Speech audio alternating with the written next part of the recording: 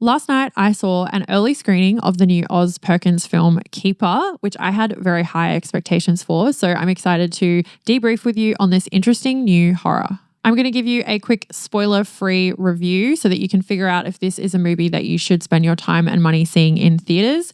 And then we will move on to the spoilers. This is where I will dive deeper into the movie for those of you who have seen it so that we can debrief and talk about it. Let's recap the premise of Keeper in case you haven't seen the trailer or heard of this one yet. Liz and Malcolm escape for a romantic anniversary weekend at a secluded cabin.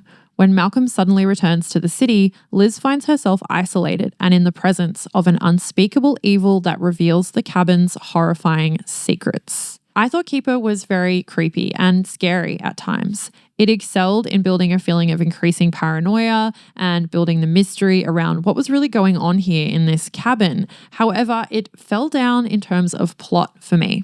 I didn't feel overly connected to the characters here in this story, although I very much enjoyed their performances. Keeper did not deliver the same way Longlegs did for me. I would say that it was about 80% of the way there, but there were just too many things left out, too many missed opportunities in terms of narrative and plot point that didn't give me enough context or allow me to connect with any of the characters and build any empathy for them. This is something that I think is especially important in a horror and in a story like Keeper, where there is a character that has to survive. The main thing to be aware before you head to cinemas to see Keeper is that it is a very slow burn. If you like a slow film, you like a slow build up, then this won't bother you. But I can see a lot of people thinking that this sort of meandered, took its time way too much. And people might even get a little bit bored during this if that is really not your thing and you are looking for like a high octane, action packed, full of jump scares kind of horror. It's definitely not in that realm. It is a lot slower moving, which I enjoy normally. I think that it did fall down in the ending. However, the payoff wasn't quite there for me. The ending felt very underwhelming. Something about the entire film felt rushed, maybe. This is the second Oz Perkins film we've seen in 2025. I believe that they were filming this in between filming The Monkey. I don't know if that has anything to do with the kind of half-baked like themes and ideas going on here. In saying that, there was a lot that I enjoyed about Keeper. I liked the themes that were sort of being explored here, and I absolutely loved the way it looked. It is absolutely stunning. 10 out of 10 for cinematography, with every shot being superbly composed. The angles that they get in this beautiful cabin setting are just amazing, and that alone for me was just enough for me to enjoy the experience. I think this is where Oz Perkins shines the most. He has an incredible sense of visual style and building an aesthetic for his characters to live, in this world. And we were working with only one setting, basically just the cabin and the woods. And he did so much with that visually to keep it interesting. My main issues were with the plot, the narrative, and the themes and characters. Something else that is 10 out of 10 is the sound design. It was top notch and it really worked to elevate the other horror elements. And I would say if you are trying to figure out if this is something that you should take the time to see in cinemas, I would say for its sound and its look, 100% it is worth seeing on the big screen, having that kind of visceral experience of all of those things paired with the, quite scary and creepy themes going on here. If you are a horror fan in general, or you are an Oz Perkins fan, I think that you will definitely enjoy Keeper, but I also think that you will definitely have some issues with it coming out. So when you do come out and you need to talk about it, you can watch the rest of this video. Or if you have already seen Keeper in theaters, let's dive into the spoiler part of this review and discuss things more in depth.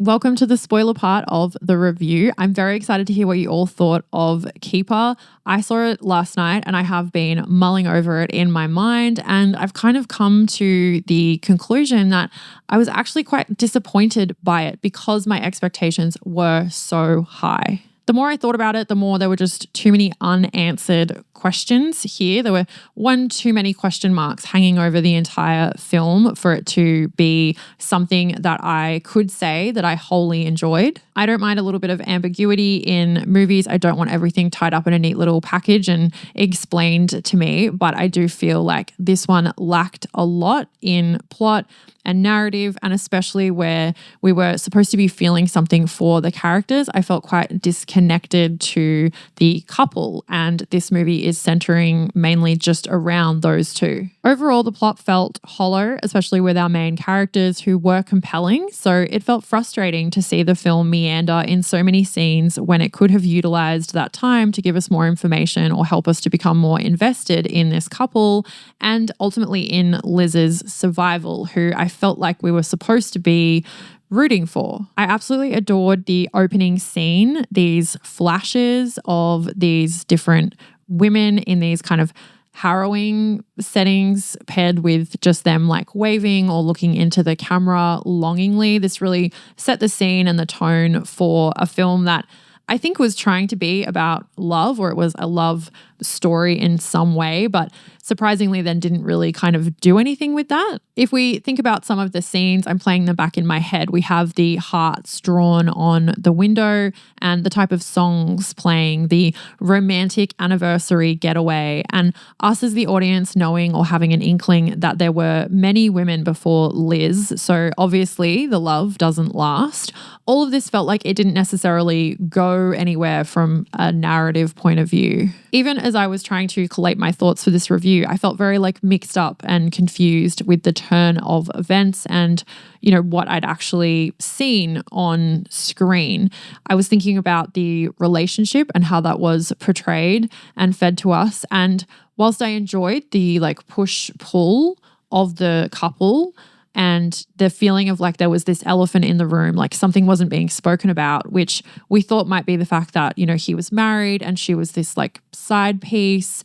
But I found Liz's character to be quite cold and quite aggressive and resentful towards her partner. She seemed like there was something aching inside her that she was like, you know, wanting to release, and she was wanting to say to him. It felt like there was a little bit of disparity between maybe their status. Like she was annoyed with him because he was wealthy and, you know, he had this cabin and he's a doctor and he's prestigious or whatever, and she's kind of just coming along for the ride. I keep going back over the dialogue between the couple, and I think when a movie has such little dialogue like this film did, which I don't mind at all, but I think you need to really make sure that you are utilizing that and really taking every single opportunity you can to convey whatever message or theme or, you know, plot line or motive through that dialogue as you can. And I felt like this wasted a lot of time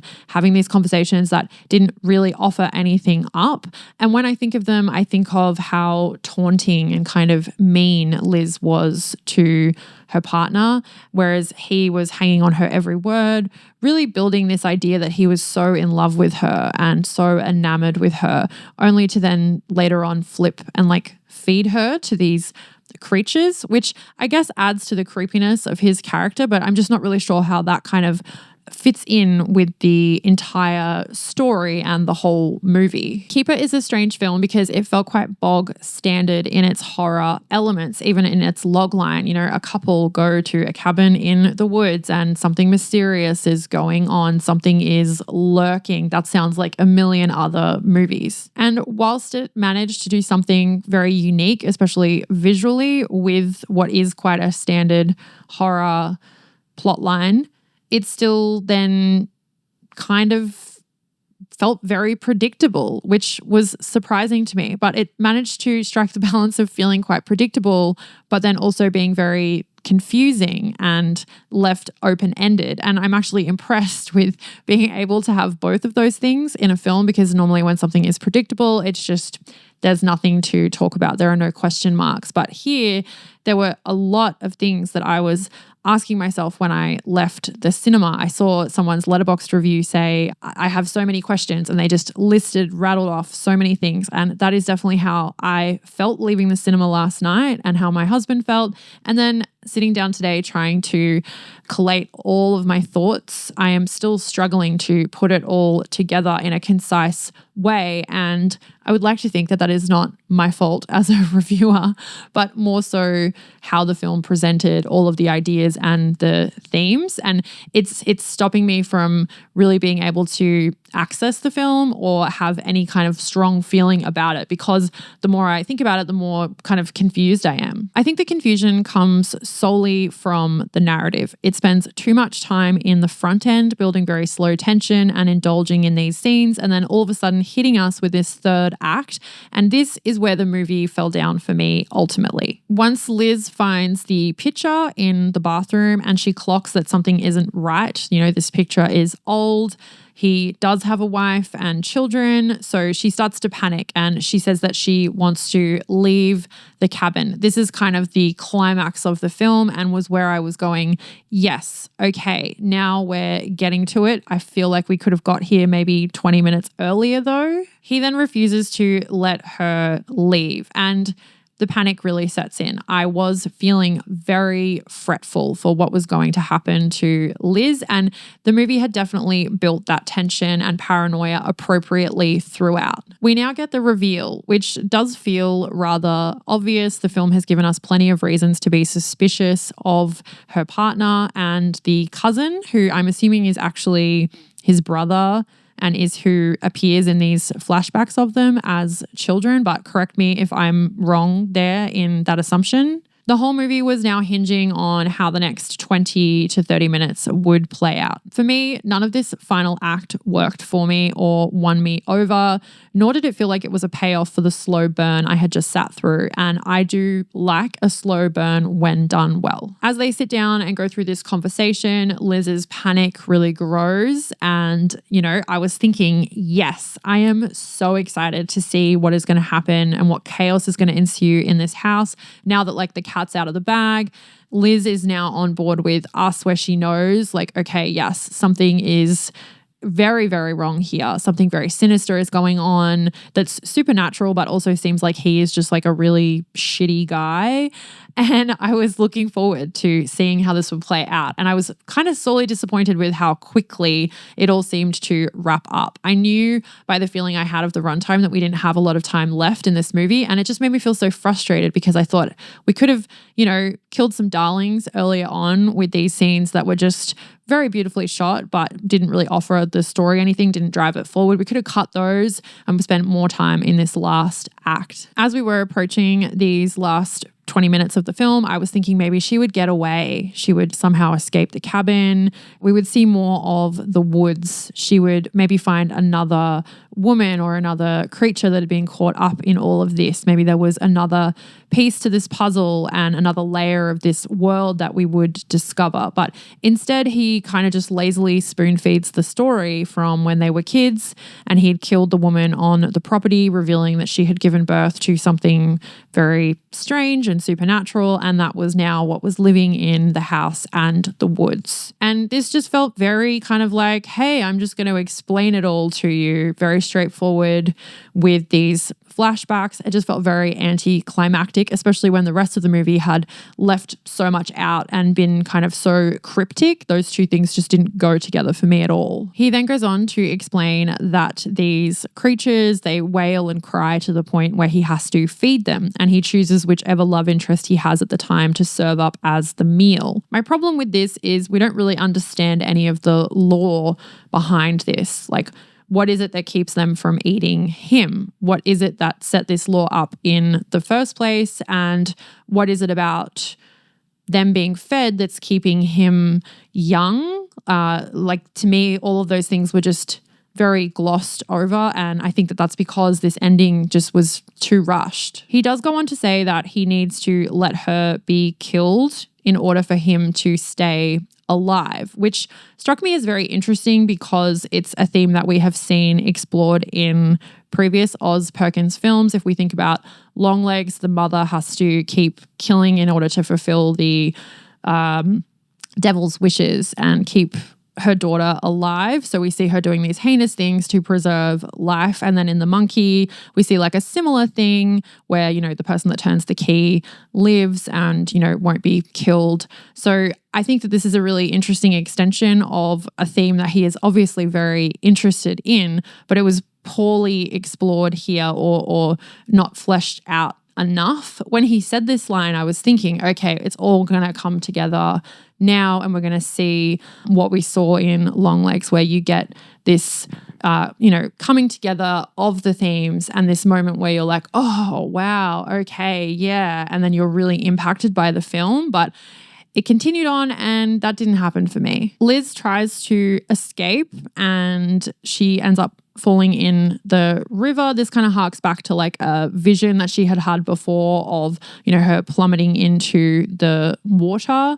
She's then all of a sudden in the basement. Again, I just feel like this was so rushed. It felt tacked on. It felt like, oh, everyone realized, you know, oh, we spent way too much time on the front end of this movie and now we need to like quickly end it. So quick, let's like all get together and just like film these scenes or like write this in or just like get this over with. Like that's the feeling I got. Liz wakes up in the basement and I did find this scene quite scary at first. You know, we have these creatures that this is the space where they are lurking. They've like come to get her. I was really on the edge of my seat as to, you know, what will happen, you know, who will prevail here? How are they going to end this? I thought that the crawling on all fours of these creatures was very creepy. Throughout the whole film, we hadn't really seen them in full. They were very much lurking in the shadows. We hadn't seen the monster. And I always think that that is way more creepy and scary than when we see something full frontal. So the movie let me down again when we saw too much of these creatures, namely the plastic bag woman. When she had that plastic bag on her face and it sounded like there were like flies caught inside and you could hear the sound of them buzzing, I was like, this is really scary. Like that is very scary to me. And then she took the plastic bag off and I was like, no, put it back on. We then have, you know, this face with all these faces and these mouths. And I didn't like personally the way that looked. It kind of felt very like CGI and it undermined the rest of the stunning cinematography and like very considered stylized look of the film. I just by this point felt extremely disappointed, like we had, you know, been just dumped all this stuff on us right at the end, but not in a good way where, you know, you've been a little bit like, okay, what's going on here? This is slow, dun, dun, dun, dun, dun. And then we get this like punch in the face, you know, oh my God, ending. It didn't feel like that. It just felt like we don't know what to do here. So, you know, we're just going to throw you this bone. I know this film is different to Longlegs. I get that, but it's hard not to compare directors' filmography. And I think that we have seen him execute something, in my opinion, superbly with Longlegs. The feeling of dread, the performances, you know, the story, just the way everything unfolded. It was so sinister. I absolutely loved it. I thought it was just a knockout. So to see him do something that good and then kind of scratch at that here in Keeper, like the trailer looked really good. I was really expecting the same feeling I got from Longlegs, not the same film, but you know, that same impact. And I really did not get that here.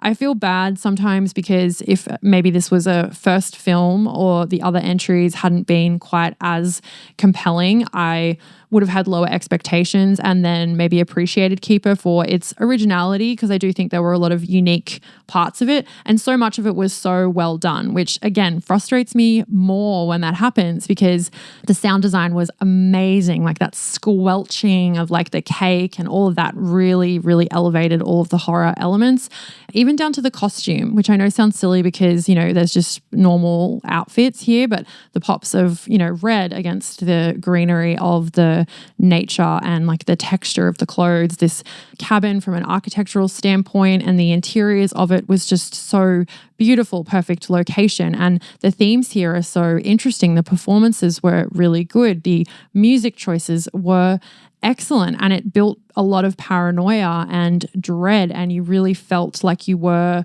trapped in this cabin with Liz. But it was just something with the characters. I just couldn't connect with them, and therefore I just don't care. And I see this a lot in films. I think it's generally a problem in terms of the writing and the character development, having maybe someone else come on board and say like, hey, maybe we could shorten this scene and just give people a little bit more here. I'm not sure what it is. I can't quite put my finger on it, but something wasn't right here. Things did not come together the way I was hoping that they did. So overall for me, Keeper was a little bit of a disappointment because I had really high expectations, but let me know what you thought. I would be really interested to hear if I'm kind of missing something here.